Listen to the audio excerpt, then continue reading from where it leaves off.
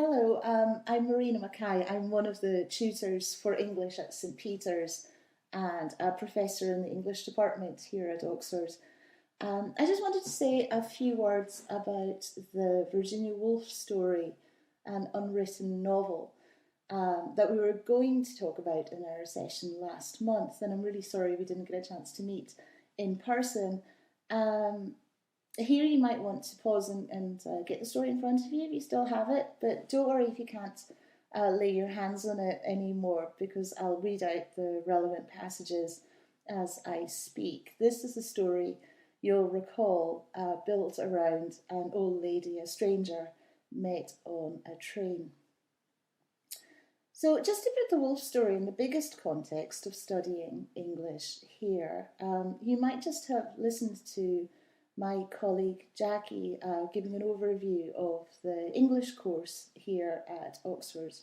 And she mentioned that the first year of the degree covers the earliest and the most recent aspects of English literature.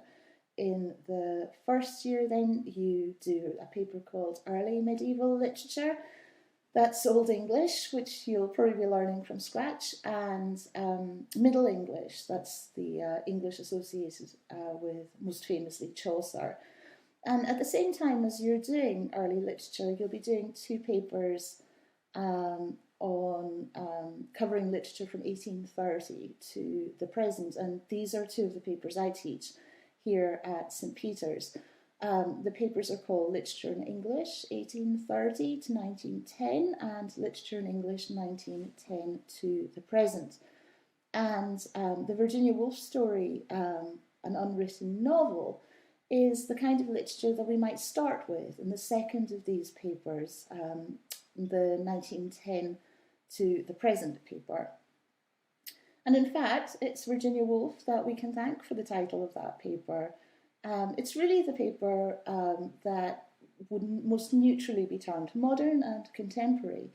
So the question emerges of, well, why would we start it in 1910?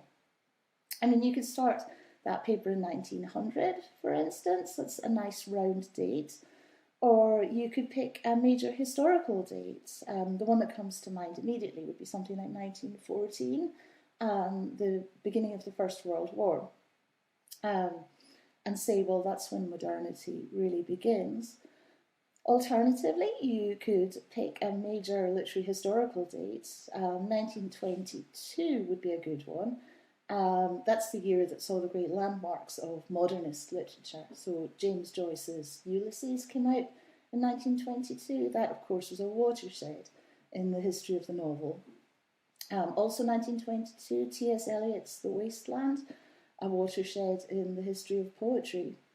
So why 1910 as the start date for modern and contemporary?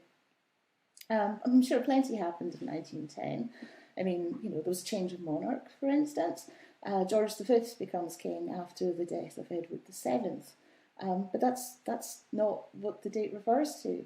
Rather, what's famous in literary terms about 1910 is Virginia Woolf's half-joking claim that it was in 1910 that we really came out of the Victorian period. As she put it, in or about December 1910, human character changed. So I'm going to read you what it is that she says. I am not saying that one went out, as one might into a garden, and there saw that a rose had flowered, or a hen had laid an egg. The change was not sudden and definite like that, but a change there was, nevertheless, and since one must be arbitrary, let us date it about the year 1910. The first signs of it are recorded in the books of Samuel Butler. The plays of George Bernard Shaw continue to record it. In life, one can see the change, if I may use a homely illustration, in the character of one's cook.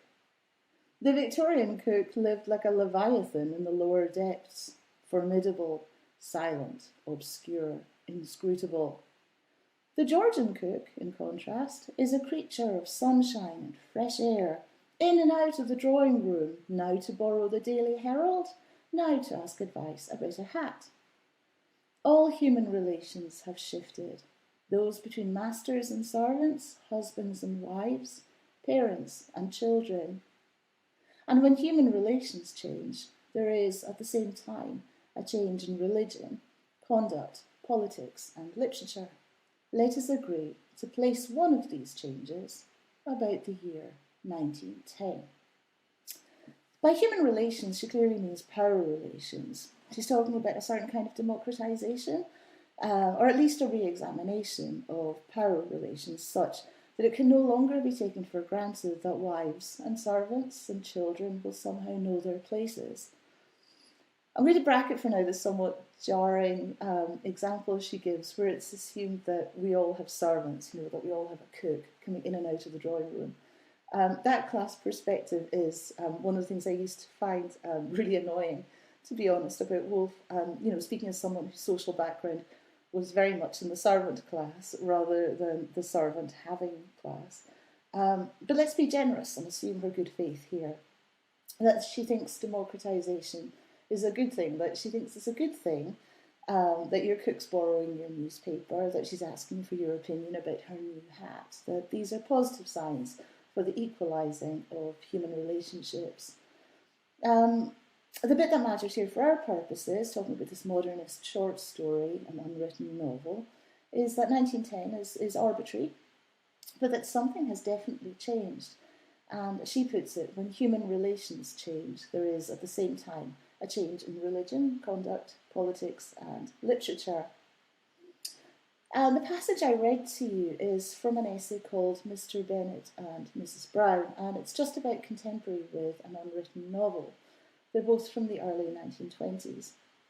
And this one, Mr. Bennet and Mrs. Brown, is an essay about how best to create character in fiction. The occasion is a disagreement Woolf had with an older and very established writer called Arnold Bennett. He's the Mr. Bennet of the title. The Mrs. Brown of the title, interesting for thinking about an unwritten novel, because she's a character that Woolf invents for the purposes of the essay, and she's based on a woman that Woolf says she saw on a train. Okay, so I'm just going to read how Woolf introduces Mrs. Brown in the essay Mr. Bennet and Mrs. Brown, and you'll see the link straight away with an unwritten novel. So essentially Woolf is using different kinds of form, literary criticism and short stories to work out similar kinds of problem at this stage in the early 20s. Okay, one night some weeks ago, I was late for the train and jumped into the first carriage I came to. As I sat down, I had the strange and uncomfortable feeling that I was interrupting a conversation between two people. They were both elderly, the woman over 60, the man well over 40. They were sitting opposite each other, and the man, who had been leaning over and talking emphatically, judged by his attitude and the flush on his face, sat back and became silent. I had disturbed him, and he was annoyed. The elderly lady, however, whom I will call Mrs. Brown, seemed rather relieved. She was one of those clean, threadbare old ladies whose extreme tidiness, everything buttoned, fastened, tied together, mended and brushed up, suggests more extreme poverty than rags and dirt. There was something pinched about her, a look of suffering, of apprehension, and, in addition, she was extremely small. Her feet in their clean little boots scarcely touched the floor. I felt that she had nobody to support her, or had been left a widow years ago. She had led an anxious, harried life, bringing up an only son, perhaps, who, as likely as not, was by this time beginning to go to the bad. So here Woolf sums it up. Here is character imposing itself upon another person. Here is Mrs. Brown making someone begin almost automatically to write a novel about her. So from this, Woolf starts thinking, how would different writers write Mrs. Brown? How would they create this character in their novels? So she thinks about Mr. Bennet, Arnold Bennett, the Edwardian realist. She says, well, he'd notice everything about Mrs. Brown, about in the sense of around her. He'd notice the advertisements in the train. He'd notice the Mrs. Brown's cheap brooch. He'd be able to tell us how much it cost. He'd describe Mrs. Brown's property, copyhold, not freehold, he would specify, Woolf says. In other words, Woolf's arguing that Bennet would talk around Mrs. Brown, but not talk about Mrs. Brown herself. And in contrast, and this is Woolf's point, the real challenge for the novelist is to show what it's like to be Mrs. Brown, how the world looks from Mrs. Brown's perspective. In consequence of this belief that that's the real task confronting the novel in the 1920s, one distinctively modern development in prose fiction that arises is a set of acutely subjective forms of narrative style. In another essay from the same period, an essay called just Modern Fiction, Woolf writes that what modern writers are primarily concerned with is the dark places of psychology. That's her phrase, the dark places of psychology. The term that's most often used to describe Woolf's own style for talking about the dark places of psychology is the phrase stream of consciousness. In some ways, it's not that helpful a phrase. It's quite vague. It covers an awful lot of different kinds of narrative, from free and direct discourse to interior monologue. But at the same time, the term does date from the period itself, from Woolf's own period. And what it captures very well is the extent to which writers like Woolf tried to replicate the experience of being in the world as we know it from inside our own minds. So this is really why she wants to criticise writers like Arnold Bennett as materialists, her term for them, for starting too far away from the character. They try, she says, to build up character from the character's material surroundings. So they start with a character's freehold property or whatever it is, in the hope that we can infer the character from that sort of specification of their social position. So in an ironic use of the alleged Edwardian obsession with property, Woolf uses the metaphor of the house itself to talk about the relationship between the interior and the exterior life. So these earlier writers, she says, have, and I'm quoting her, they have laid an enormous stress upon the fabric of things. They have given us a house in the hope that we may be able to deduce the human beings who live there. But if you hold that novels are in the first place about people, and only in the second about the houses they live in, that is the wrong way to set about it. So she's saying you have to start from the inside, start from the perceptual world of the character, what the character's world looks like from the character's own perspective. And so to go to an unwritten novel, that means trying to imagine what it's like to be Minnie Marsh. What I think is especially interesting about this story is that in the end it's not really about Minnie Marsh, but about the difficulty of imagining what it is to be Minnie Marsh. Like the essay I quoted, Mr. Bennet and Mrs. Brown, this story, an unwritten novel, is a hybrid piece of work. It's a mixture of analysis and invention, of creative writing and critical thought and analysis at the same time.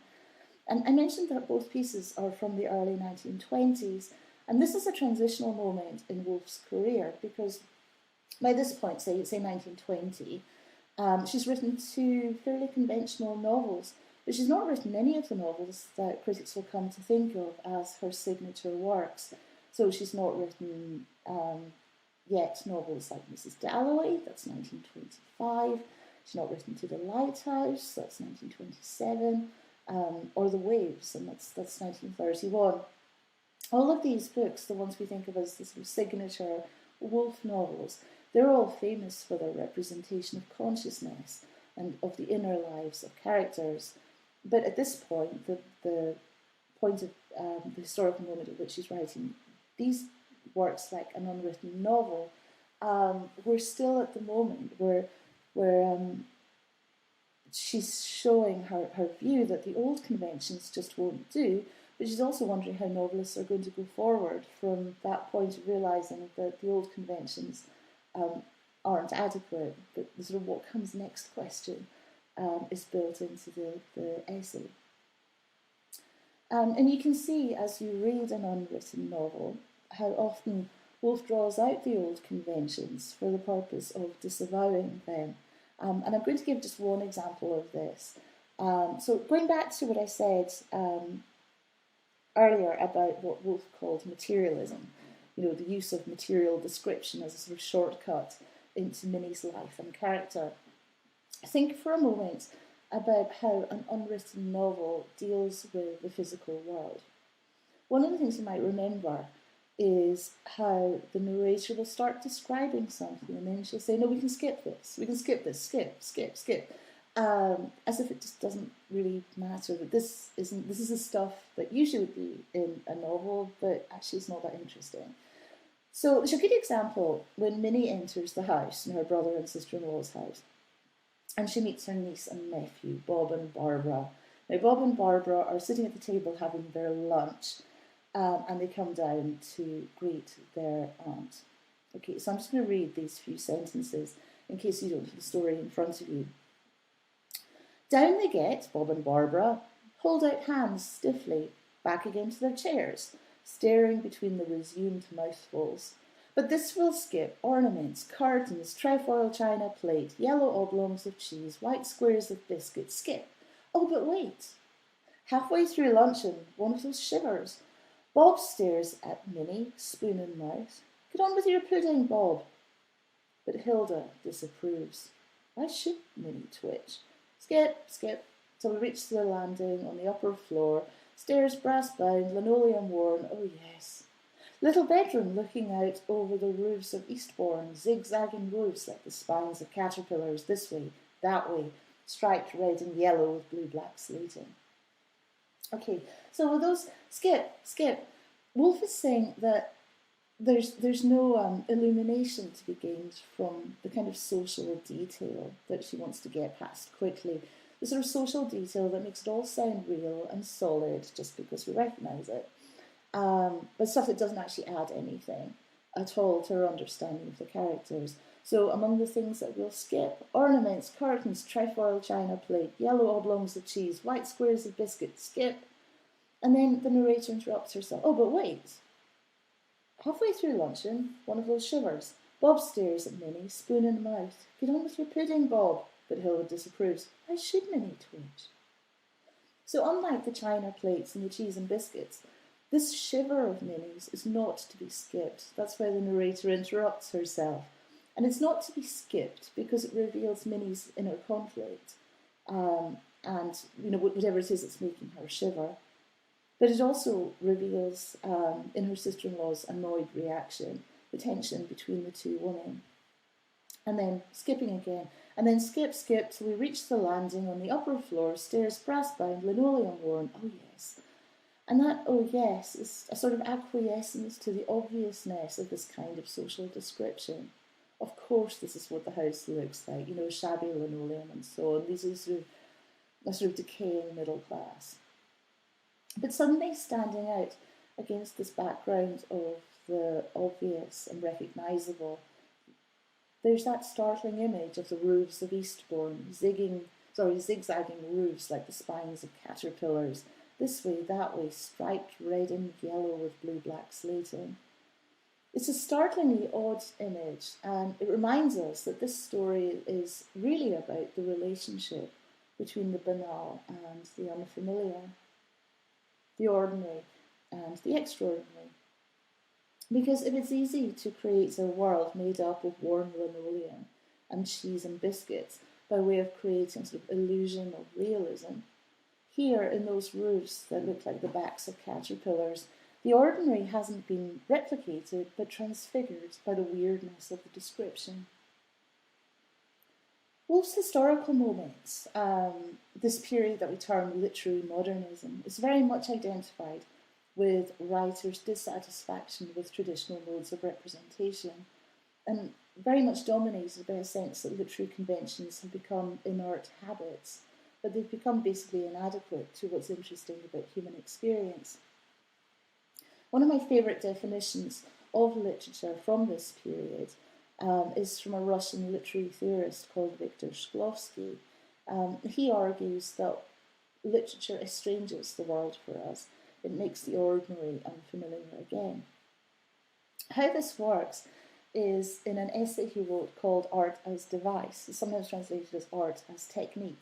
And as with the Virginia Woolf essays, you can actually look up any of Shklovsky, much of Shklovsky online because it's out of copyright.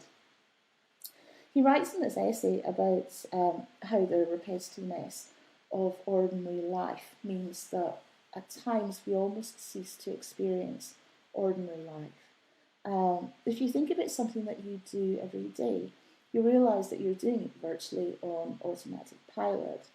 So, prior to our current position, we're currently in my dining room because it's week 2 of lockdown. But prior to the lockdown, the most obvious example for me of something that you do on automatic pilot would be the walk to work or the walk to and from work.